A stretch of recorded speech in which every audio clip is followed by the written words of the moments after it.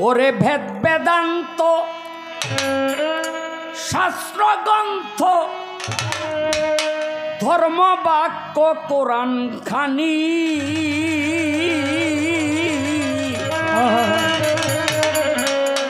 ছিল না আসমান জমি আগুন মাটি হাওয়া পানি ছিল না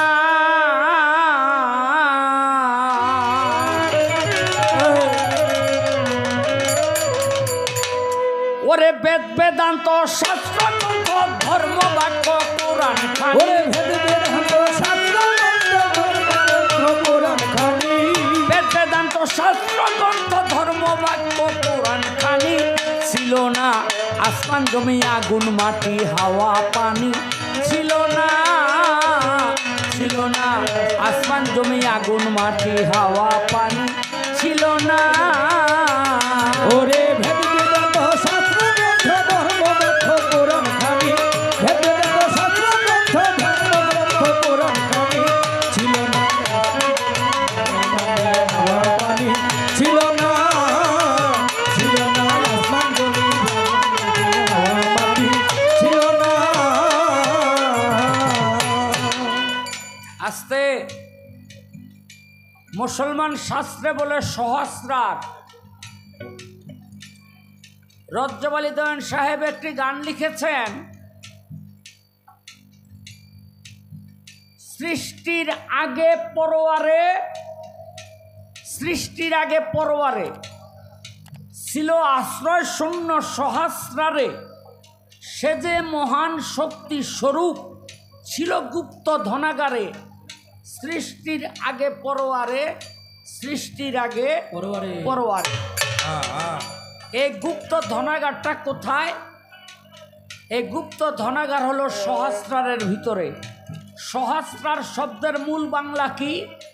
সহস্রার শব্দের মূল বাংলা হলো রহস্যে ঘেরা বা রহস্যাবৃত। এটা হলো মুসলমান শাস্ত্রে কয় মহাশূন্য, আর কিছু নাই। আর হিন্দুরা বলে গোলকধাম,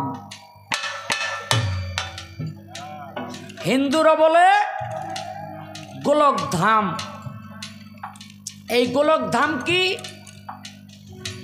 এই গোলকধাম হলো হিন্দু মতে মহাশূন্য, যেখানে অবস্থান করেছিলেন শ্রীকৃষ্ণ নিজকে নিজে প্রকাশিত করবার জন্য নিজ অঙ্গ থেকে এই সৃষ্টির সূচনা করেন। তার মধ্যে রাধিকাও ছিল। যেমন বয়েতিরা গান গায়, দেখবেন গান গায় কোথায় মাগো সরস্বতী কণ্ঠে এসে হও বসতি। এটা কেন বলে? শ্রীকৃষ্ণের স্বর থেকে সরস্বতী দেবীকে সৃষ্টি করছে, এই জন্য বলা হয় স্বরের দেবী হলো সরস্বতী। এই জন্য হিন্দু মতে সরস্বতীরে ডাকে। আবার রাধিকার আরেক নাম হলো প্রাণাধিকা, মানে প্রাণের চেয়েও অধিক। কেন? রাধিকার সৃষ্টি হয়েছে শ্রীকৃষ্ণের প্রাণ থেকে, এই জন্য শ্রী রাধিকার আরেক নাম হলো প্রাণাধিকা। আর মুসলমান শাস্ত্রে বলে ওই যে আশ্রয় শূন্য সহস্রারে ছিল গুপ্ত ধনাগারে, সে যে মহান শক্তি স্বরূপ ছিল গুপ্ত ধনাগারে। সৃষ্টির আগে পরোয়ারে এই গানটির মধ্যে বলা হইল সেই ধনাগার হইতে যখন আপনি পেলেন চেতন, প্রকাশিতে ইচ্ছে হলো সৃষ্টির আকিঞ্চন। সে যে মহান শক্তি ছিল 6 ভাগে বিভক্ত হলো, নাম ভাগ নিরাকার রইল 5 ভাগে পাঞ্জাতন গড়ে। আপনার কথা খুব খেয়াল করে শুনতে হবে। নাম ভাগ নিরাকার, নাম ভাগে কোনো বস্তু নাই। নাম ভাগ হইল নিরাকার একটি বাস। যদি আপনি 5টা ভাগ করেন, একটি বাঁশ 5টা ভাগ যদি করেন, তখন আর ওই 5টা ভাগকে কেউ বাঁশ বলবে না, বলবে কি চটা। কথা ঠিক কিনা? ওইটাকে কেউ আর বাঁশ বলবে না, কি নাম হবে? চটা। তখন বাঁশ হয়ে যাবে নিরাকার ভাগে। বাঁশ শব্দটা বস্তুবাচক আর থাকবে না, ওইটার নাম ভাগে পড়ে যাবে। আর 5টি চটা, এটা মানুষ চটাই বলবে যার যার ভাষায়, কিন্তু বাঁশ আর কেউ বলবে না। তদ্রূপ রজ্জব আলী দেওয়ান সাহেব বলেছেন, সে যে মহান শক্তি ছিল, প্রকাশিত ইচ্ছে হলো, নাম ভাগ নিরাকার রইল, 5 ভাগে পাঞ্জাতন করে। এই যে 5 ভাগে পাঞ্জাতন, এই 5টা তনকে যে ঠাই দিল আল্লাহ পাক, এটা কিভাবে? একটা দেহের মধ্যে,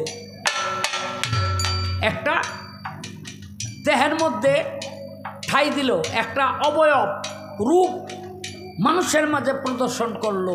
এই যে মানুষের মাঝে প্রদর্শন করলো, এটাই আদম। এটাই আদম। এই যে আলো, কোনো কিছুর সাহায্য ছাড়া এই আলো কি আপনি কখনো পরিস্ফুটিত করতে পারবেন? পারবেন না। তদ্রূপ আদম দেহের মধ্যে এই যে 6 জন, এই আদম দেহের মধ্যেই আল্লাহ, মুহাম্মদ, কি বলে, ফাতেমা, হাসান, হোসেন সবাই রয়ে গেছে। কিন্তু আমরা বুঝি না বলে আমরা ওই বিচার বিশ্লেষণ করি না। আপনি ঘুমাইয়া রয়েছেন, দুনিয়ার খেয়াল নাই। ঘুম থেকে উঠলেন, দেখলেন যে বাচ্চা রয়েছেন। কেন বাচ্চা রয়েছেন? কেন আপনি বেঁচে আছেন? আপনার তো ঘুমাইলে জীব অর্ধেক মরা। কথা ঠিক কিনা? তা আপনি বেঁচে, আপনার বাসায় রাখলো কে? আপনার খেয়াল ছিল না। এই যে পাক পাঞ্জাতন আর ওই যে একজন, এই 6 জন দেহের মধ্যে আছে দেখাই এই ঘুমে থেকে উঠু আপনি নরেন চরেন, নাইলে কবে ভেটকি ধরে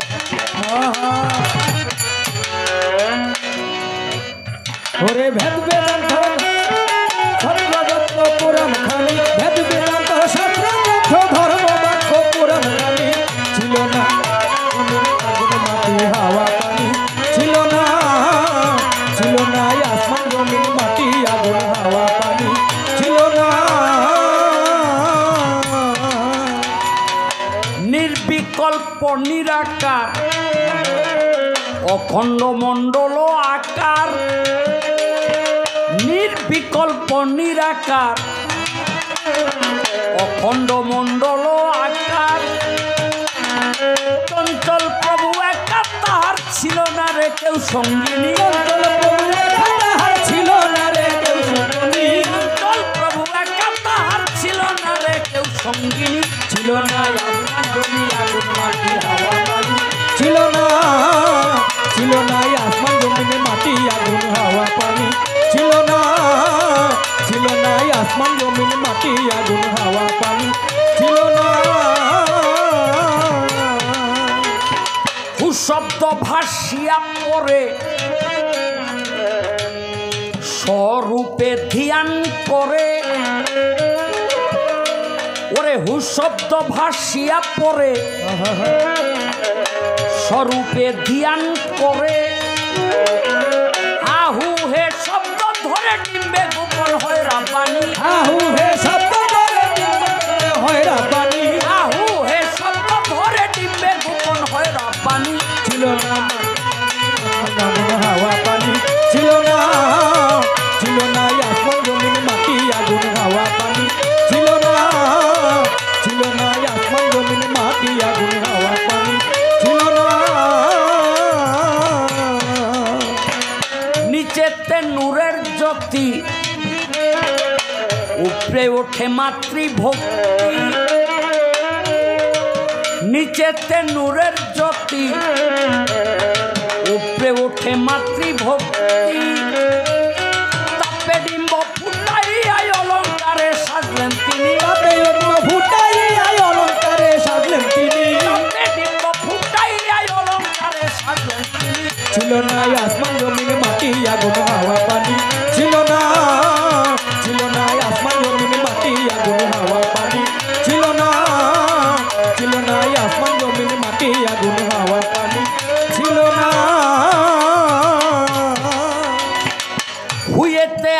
আপনি আহাত হেতে নূর মুহাম্মদ হুয়েতে আপনি আহাত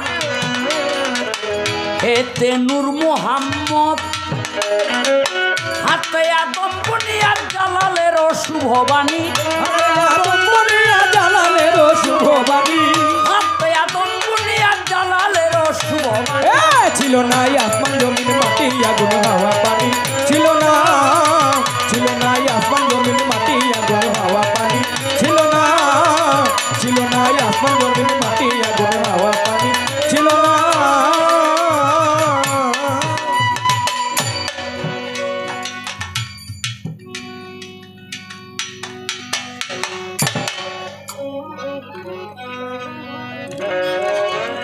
আগুন লাগিল আগুন দিবাই কেমন করে আগুন লাগিল আগুন ভাই কেমন করে আগুন লাগিল আগুন দিবাই কেমন করে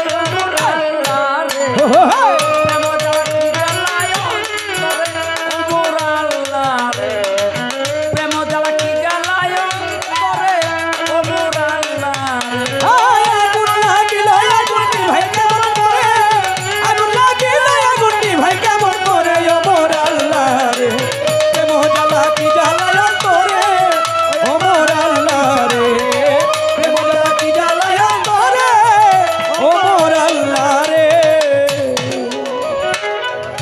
আমার মনে হয় যারা জ্ঞানী তত্ত্ব বিশারদ তারা অনেক আগেই জবাবটা পেয়ে গেছে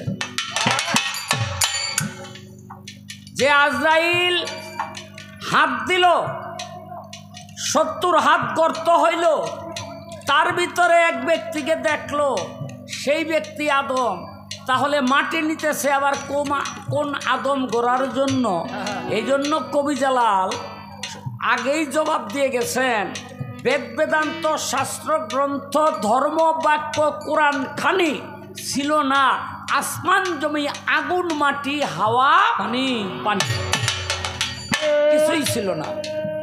এরপরে বলতেছে কি নির্বিকল্প নিরাকার অখণ্ড মণ্ডল আকার চঞ্চল প্রভু একা তাহার ছিল না কেউ সঙ্গে। এরপরে কি বলছে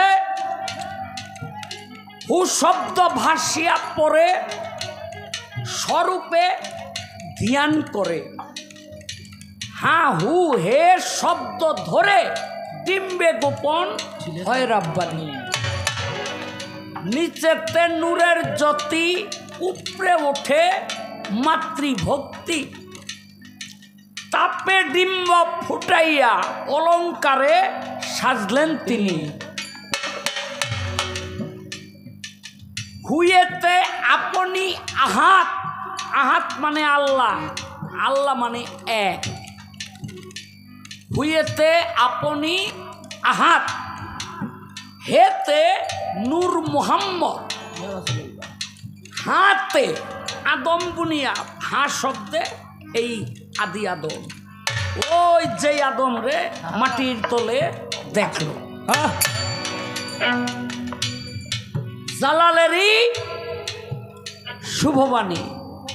আমরা মনে করি এই কি বলে ওই যে আদমকে মাটি দিয়ে বানাইলো এরপর হইলো তার ভিতরে প্রাণ দিল দুনিয়ার মধ্যে পাঠাইলো আদমের সৃষ্টি কি এখানে না আদমের সৃষ্টি এখানে না আল্লাহ মুহাম্মদ আদম তিনজনে এক নূরেতে ডুব দিয়া রূপ দেখিলাম প্রেম নদীতে আল্লাহ মুহাম্মদ আদম তিনজনে এক নূরেতে ডুব দিয়া রূপ দেখিলাম প্রেম নদীতে।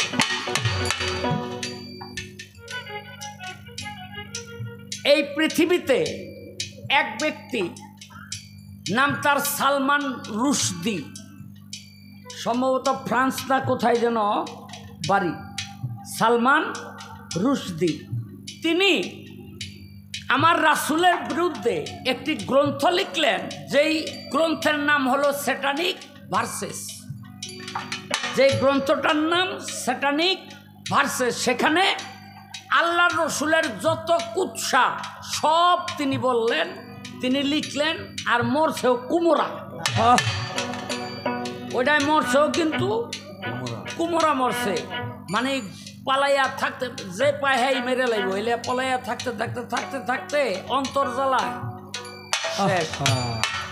আচ্ছা, এই যে আমাদের তত্ত্বশাস্ত্র ধর্মগ্রন্থ বলে যে আল্লাহ এবং মোহাম্মদী নূর ছাড়া এক সময় কিছুই ছিল না, এই যে এক সময় যে ছিল না, সেই সময় এই যে সালমান রুশদি সে ছিল কোথায়? সে তো আলাদা কোনো জায়গায় কি ছিল? ছিল না। কারে কথা কন্যা কেড়ে ছিল না। হ্যাঁ, তাহলে সেও তখন কোথায় ছিল? ওই মোহাম্মদী নূরের ভিতরে। আমি জানতে চাই, এই যে সালমান রুশদির মতো জানোয়ার পৃথিবীতে আসলো, জন্ম নিল, এটা কি নবীর নূরের দোষ ছিল না সালমান রুশদির দোষ? যদি বলেন সালমান রুশদির দোষ, তাহলে ও তো তৈরি হয়েছে মুহাম্মদী নূর থেকে। তো মুহাম্মদী নূরের তো কোনো দোষ থাকতে পারে না। এই যে একটু পেঁচ লাগাই গেলাম,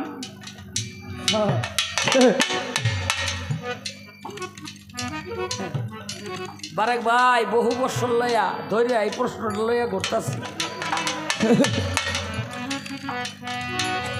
বুঝলেন নি? আর বেশি কিছু জায়গা না, একটাই রইল। ছিল না এই আসন জমিনে ভাই কেমন করে